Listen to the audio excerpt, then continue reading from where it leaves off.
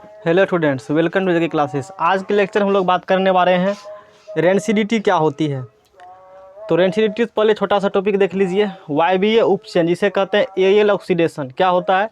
वायु के द्वारा होने वाला ऑक्सीडेशन वायवीय उपचयन कहलाता है। मतलब कोई भी चीज़ जो वायु के द्वारा होगा, एयर के द्वारा होगा, उसे कौन ऑक्सीडेशन कहा जाता है? Aerial oxidation. सिलेबस में नहीं है पढ़ने के लिए। इफेक्ट्स ऑफ नहीं, यही सिलेबस में पढ़ने के लिए इसका प्रकार करके दिया है पढ़ने के लिए। सिलेबस में जो लिखा गया है ना, वो रेनसिडिटी लिखा गया डायरेक्ट। बात समझ में आ गया ना। मतलब कहने का मतलब क्या है, ऑक्सीडेशन मतलब क्या होता है? ऑक्सीडेशन मतलब होता है जब किसी चीज़ का ऑक्सीडेशन होगा ना, वो चीज़ तब खराब हो जाता है, यानी कि सड़ जाएगा, महक जाएगा, खराब हो जाएगा। बात समझ में आ गया ना। चाहे वो जंग भी लग सकता है, खराब भी हो सकता है, महक भी सकता है।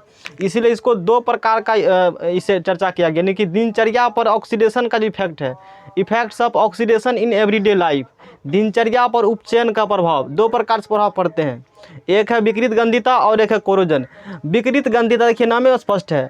विकृत गंधिता मतलब गंध किसी चीज़ का खराब हो जाना, जैसे भोजन का गंध खराब हो जाता है, 2 दिन तक, 3 दिन तक, 4 दिन तक छोड़ दीजिए, भोजन का गंध क्या हो जाएंगे? खराब हो जाएंगे। और संक्षारण जैसे लोहे पर जंग लगेगा, लोहे को खराब कर देगा।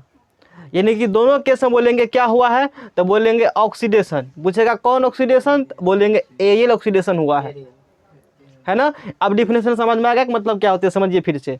वायु के द्वारा होने वाला ऑक्सीडेशन, वायु के द्वारा होने वाला ऑक्सीडेशन एरियल ऑक्सीडेशन कहलाता है। एयर के द्वारा होगा ऑक्सीडेशन तो उसे कौन ऑक्सीडेशन कह देंगे? Aerial oxidation. इस एरियल ऑक्सीडेशन का दिनचर्या पर दो प्रभाव पड़ेगा। पहला प्रभाव है रेनसिडिटी, दूसरा प्रभाव कोरोजन। दोनों को पढ़ेंगे।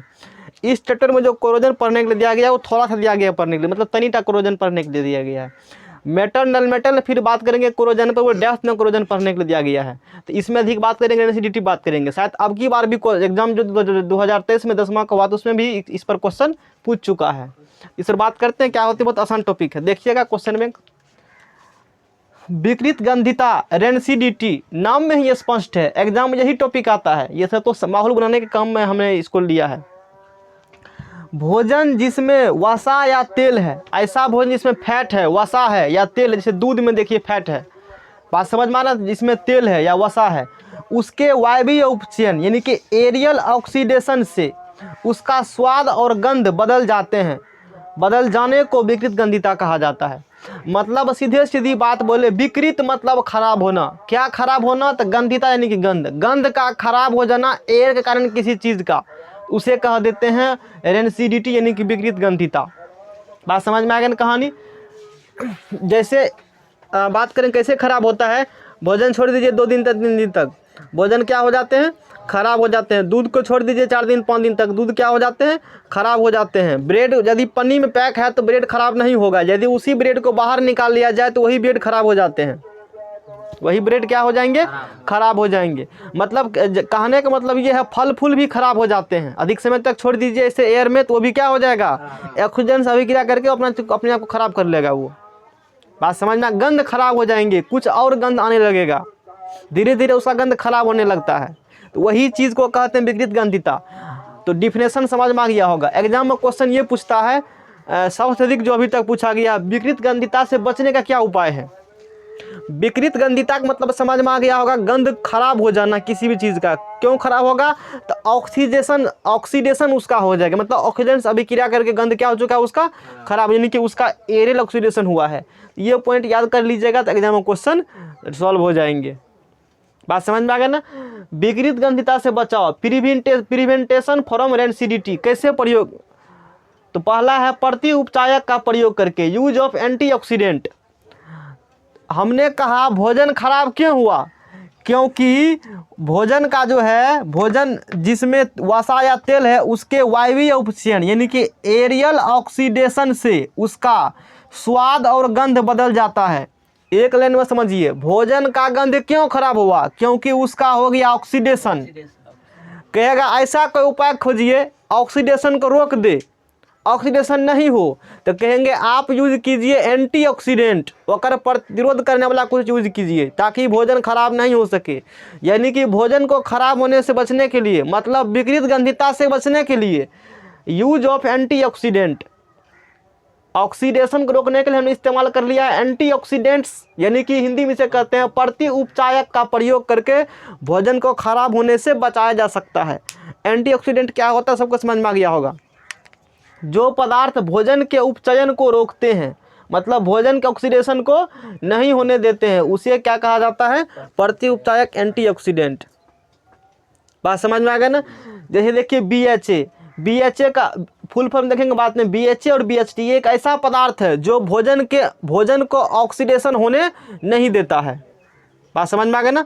किसी पदार्थ हम लोग क्या मिला दें? BHA मिला दें, केमिकल है, या क्या मिला दें हम लोग? BHT मिला दें, तो ये भोजन को ऑक्सीडेशन होने से क्या करेंगे? रोकेंगे, ऑक्सीडेशन होने भोजन को नहीं देंगे। मार्केट में बहुत सारा ऐसे पदार्थ देखते हैं काफ़ी समय तक रहता है, आखिर उसमें बात क्या है, कैसे खराब वो नहीं हो पा रहे हैं? एक ये भी कारण उसमें हो सकता है, एंटीऑक्सीडेंट का इस्तेमाल किया गया है। नहीं समझ में? एंटीऑक्सीडेंट ऑक्सीडेशन ही क्लियर नहीं होगा तो एंटीऑक्सीडेशन कैसे का क्लियर होगा? हमने कहा विकृत गंधिता में क्या होती है? भोजन का गंध खराब हो गया। क्यों हुआ खराब? क्योंकि भोजन के हो गया ऑक्सीडेशन, इसीलिए गंध उसका क्या हो गया? खराब।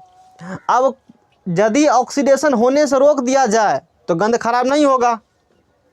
तो गंध तो किसको लाएंगे रोकने के लिए? तो ऑक्सीडेशन हो रहा है ना, तो एंटीऑक्सीडेंट लाएंगे रोकने के लिए। तो हम लोग किसका इस्तेमाल कर लेंगे? एंटीऑक्सीडेंट का इस्तेमाल कर लेंगे उसको रोकने के लिए। एंटीऑक्सीडेंट जैसे उदाहरण में जैसे BHA, जैसे BHT। BHA फुल फॉर्म क्या होता है? ब्यूटिलेटेड हाइड्रोक्सी एनिसोल, केमिकल याद कर लीजिएगा, दूगो नाम। और फिर BHT है ब्यूटिलेटेड हाइड्रोक्सी टोइलून है, टोलिइन है। ये दूगो एंटीऑक्सीडेंट है। इसका फुल फॉर्म तो कम आता है लेकिन नाम पूछ देता है परीक्षा में। बताइए BHA क्या है, BHT क्या? तो कहेंगे एंटीऑक्सीडेंट है। बात समझ में आ गई ना कहानी। अच्छा, दूसरा कैसे रोका जाए? भोजन को वायु मुक्त बर्तन में रख करके। भोजन को ऐसे बर्तन में रखेंगे जहां ऑक्सीजन नहीं है। तो ऑक्सीजन जब नहीं है तो ऑक्सीडेशन होगा कैसे? ऑक्सीडेशन उसका होगा ही नहीं, यानी कि खराब हो नहीं होगा। मेन तो ऑक्सीजन खेल रहा है। ऑक्सीजन बड़ा गुड है ना। आवर्त सारणी में जो है 3 गो खतरनाक आदमी है। फॉर्म धराइए, खतरनाक आदमी मिल जाएगा। फ्लोरीन, ऑक्सीजन और कौन है? नाइट्रोजन है। फ्लोरीन है, ऑक्सीजन है और कौन है? नाइट्रोजन है। यानी कि 3 गो सीनियर चोर है। सबसे बड़का चोर है फ्लोरीन, दूसरा नंबर का चोर ऑक्सीजन और तीसरा नंबर का चोर कौन है? नाइट्रोजन। ऑक्सीजन खुशमतिया करता है, हमरा से कर न लो रिएक्शन, क्या करने का हो कर न लो, और रिएक्शन करिएगा वो सारा पचा देगा, खराब कर देगा, भोजन को खराब कर देते हैं। मतलब भोजन का क्या हो गया? ऑक्सीडेशन। एडिशन ऑफ ऑक्सीजन क्या कहलाता है? ऑक्सीडेशन कहलाता है। पिछले लेक्चर हमने पढ़ चुका है ना। तो भोजन को वायु मुक्त बर्तन में रख करके हम लोग क्या कर सकते हैं? बच सकते हैं खराब होने से। भोजन को फ्रिज में रख करके, भोजन को फ्रिज में रख देंगे तो पर ही भोजन खराब नहीं होता है। अच्छा, यहाँ तक तो समझ गया। 2-4 पॉइंट और है। एगो ऑब्जेक्टिव पूछता कि यहाँ परीक्षा में कि भोजन को नाइट्रोजन गैस के, यहाँ क्या होगा? भोजन को होगा यहाँ से, है ना। भोजन को नाइट्रोजन गैस के अक्रिय वायुमंडल में रखकर, समझिए क्या होती है। मार्केट में जो चिप्स का पैकेट मिलता है वो चिप्स खराब नहीं होते हैं। 6 महीना, 7 महीना, 8 महीना पुराना चिप्स है। आखिर वो चिप्स पैकेट में है तो ख़राब नहीं हो रहा है। जब वही चिप्स पैकेट के बाहर आ जाते हैं तो 2-1 घंटा में देखिएगा ख़राब हो जाए, मतलब पुछ करने लगेगा, ख़राब हो जाता है। आखिर कारण क्या है इसके पीछे?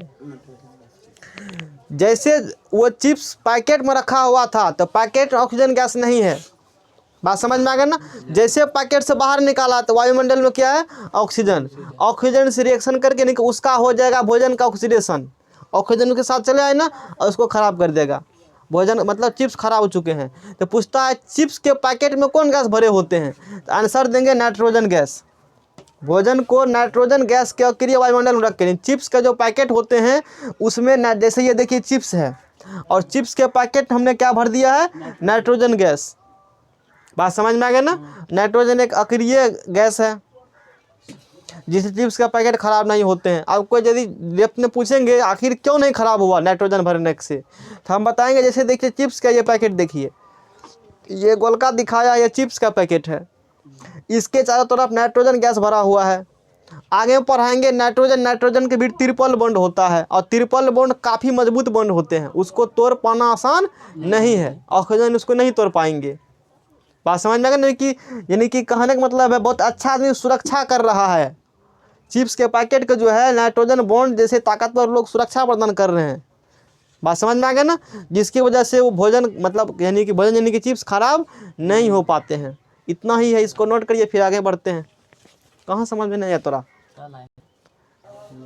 चलिए आगे है, पांचवा है अपना है प्रकाश की अनुपस्थिति में उपचयनी की ऑक्सीडेशन धीमा हो जाता है। यदि प्रकाश नहीं हो तो ऑक्सीडेशन थोड़ा सा क्या हो जाते हैं, धीमा हो जाते हैं। इसलिए भोजन को अंधेरे में रखकर विकृत गंधिता को रोका जा सकता है। भोजन को रख देंगे अंधेरा में तो विकृत गंधिता को उससे रोक सकते हैं। एग्जाम में क्वेश्चन क्या बनेगा समझ लीजिए आज के टॉपिक से। आज ये संचारण जो है ना, संचारण से उस बात करेंगे। तो क्वेश्चन ये पूछता है, अगला देख लीजिए, ये बात करेंगे। इस देख लीजिए 2 पॉइंट है। चिप्स के पैकेट में N2 गैस होती है और N2 एक इनर्ट गैस अक्रिय गैस है। बात बता दिए थे। क्वेश्चन पूछेगा विकृत गंधिता क्या है। अब विकृत गंधिता से बचने का उपाय बताइए। 2 या 3 नंबर में क्वेश्चन हर एक बार पूछता है, लगभग सब बार आ ही जाता है, इंपॉर्टेंट बहुत है। और चिप्स के पैकेट वाला समझ में आ गया होगा। तो विकृत गंधिता लिख देना परिभाषा और उसका बचने का 4 उपाय बता दिया हमने है। बात समझ में आ गया ना। एंटीऑक्सीडेंट का उपयोग कर लेंगे, भोजन को रख देंगे फ्रिज में। N2 गैस वाला वातावरण रखेंगे भोजन को तो खराब नहीं होगा। फ्रिज में रख देंगे तो खराब नहीं होगा भोजन को। वायु का अनुपस्थिति रखेंगे तो खराब नहीं होगा, है ना। अब प्रकाश की अनुपस्थिति में उपचयन धीमा हो जाता है, ऑक्सीडेशन धीरे धीरे होगा। इसलिए भोजन को अंधेरे में रख कर विकृत गंधिता को रोका जा सकता है। अच्छे पॉइंट मैंने बताया है। अब चलते हैं, थोड़ा सा कोरोजन पढ़ना है, थोड़ा सा पढ़ना है कोरोजन, क्योंकि कोरोजन जो है ये पढ़ना है धातु के लास्ट में। बात समझ में आ रहा है ना। यहाँ थोड़ा सा जानकारी दिया गया तो उतना ही हम लोग बात करेंगे। कोरोजन होता है क्या, संक्षारण। जब धातु नमी के संपर्क में आती है तो इसके खपत होना संक्षारण कहलाता है। संक्षारण में देख सकते हो, मतलब धातु आएंगे नमी के संपर्क में। जैसे लोहा में देखना जंग लगना, कोई भी धातु नमी के संपर्क में आएंगे, ऑक्सीजन के संपर्क में आएंगे, वो धातु खराब होना शुरू हो जाएगा। लोहा आपको छोड़ दीजिए ऑक्सीजन में और किस में। अच्छा एक बात देख लीजिए, लोहे में जो जंग लगता है वो जंग लगने कंडीशन है, उसको जंग जो लगते हैं ना लोहा में, उसको O2 भी चाहिए और उसको H2O भी चाहिए, तब लोहे में जंग लगेगा। ये बाद में बात करेंगे। सिर्फ कोई एक चीज़ रहे तो जंग नहीं लगता, अच्छे से बताएंगे धातु में। बात समझ में आ गया ना। तो कोरोजन क्या होती है, जब धातु नमी के संपर्क में आएंगे, मॉइस्चर मतलब पानी के संपर्क में आते हैं, तो इसके खपत को होना क्या कहलाता है, संक्षारण। मतलब धातु खपत होने लगेगा, धातु का क्षय होने लगेगा। बात समझ में आ गया ना। लोहा को छोड़ दीजिए बाहर में, पानी भी पड़ेगा, उस ऑक्सीजन के संपर्क में भी है, तो लोहा देख लीजिए धीरे धीरे झरने लगता है धीरे धीरे वो। बात समझ में आ गया ना। और झड़ देते लोहा फिर क्या हो जाते हैं, वो खराब हो जाते हैं। पुरानी साइकिल है, पुरानी मोटर कार है, कुछ भी बाहर में छोड़ दीजिए तो धीरे धीरे वो क्या होता है, जंग लग करके खराब हो जाकर झड़ जाता है। अतनी को पटाइए झरझरा के सर टूट जाएगा। वही है संक्षारण, वही है कोरोजन। ये सिर्फ लोहा में नहीं और भी अलग अलग प्रकार के धातु में देखने को मिलती है। जैसे देख लीजिए लोहे पर जंग लगना, जंग स्पेशली जो रस्ट शब्द यूज किया गया वो लोहे के लिए किया गया है, अदर मटेरियल के लिए दूसरा वर्ड कोरोजन वर्ड यूज किया जाता है। जैसे लोहे पर जंग लगना, रस्टिंग ऑफ आयरन उसे कहते हैं। रस्टिंग स्पेशली लोहे के लिए इस्तेमाल किया गया है। बात समझ में आ गया ना। और जंग का फार्मूला होता है Fe2O3 XH2O। और ये जो है लोहे पर जंग लगना जो है एक रेडॉक्स अभिक्रिया का उदाहरण है। एक रेडॉक्स अभिक्रिया जिसमें ऑक्सीडेशन भी हो रिडक्शन भी हो, उसे कहा जाता है रेडॉक्स अभिक्रिया। ऐसा अभिक्रिया जिसमें ऑक्सीडेशन रिडक्शन दोनों साथ साथ हो उसे रेडॉक्स अभिक्रिया का पिछले क्लास में बात हो चुका है। और किस पर होता है कोरोजन, चांदी का काला पड़ जाना। लेडीज सब जो चांदी पहनती है देख लीजिए थोड़ा समय कुछ समय के बाद, मतलब 1 साल 2 साल 3 साल के बाद चांदी काला पड़ जाता है, उसे भी कोरोजन ही कहते हैं। जंग नहीं कहेंगे उसे बोलेंगे कोरोजन हो चुका है, उसका संक्षारण हो चुका है, खराब हो चुका है चांदी, है ना। तो सोना फिर खराब नहीं होता, इसलिए सोना लेता है जेबर में, होता है बहुत समय लग जाएगा तब तक आदमी टिकटॉक कर जाता है। चांदी का काला पड़ना ये भी कोरोजन ही हुआ। तांबे पर हरे रंग के पदार्थों का जमाव होना, घर में कोई तांबा का बर्तन मान लीजिए है, तो उस पर काफ़ी समय के बाद, अब डिटेल में मैंने कहा कि बात करेंगे धातु धाती में, तो मोटा मोटी 2-4 पॉइंट जितना इस चैप्टर में एनसीईआरटी लिखा उतने बताए हैं, क्योंकि ताकि क्वेश्चन बनने में दिक्कत चैप्टर का नहीं हो, इसी कारण से। तो वहाँ बाद में पढ़ाते हैं, छोड़ भी देते हैं।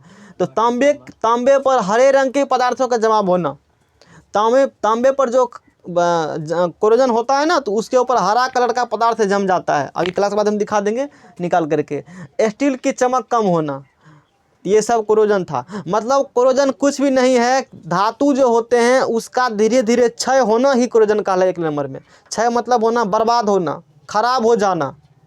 बात समझ में आ गया ना, वही कहलाता कोरोजन। 2-4 बात मैंने बताया है, तो ये चैप्टर पूरा क्या हो गया है, कंप्लीट हो चुका है। और नेक्स्ट क्लास में मैथ का क्लास होगा, इतना तक ही रखते हैं इसमें।